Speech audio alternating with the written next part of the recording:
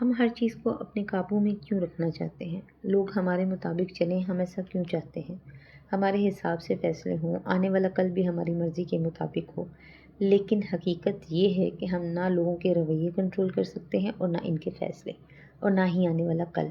پھر کیوں وہ سب کچھ اللہ کے حوالے ہم نہیں کر دیتے؟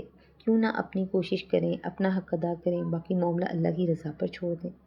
یقین کریں، سکون آپ کو اس دن ملے گا جب ہم سب ہر چیز کو اپنی مرضی کے مطابق کرنے کی کوشش چھوڑ دیں گے اور دل سے کہیں گے کہ یا اللہ، جو میرے حق میں بہتر ہے وہ صادر فرما، وہی میرا نصیب ہے اور وہی میرے نصیب میں لکھ جو تجھے بہتر لگتا ہے۔ آمین۔ اور ہاں، آج بن رہی ہے گھر کے سادہ مسالوں کے ساتھ مزیدار چکن ہانڈی۔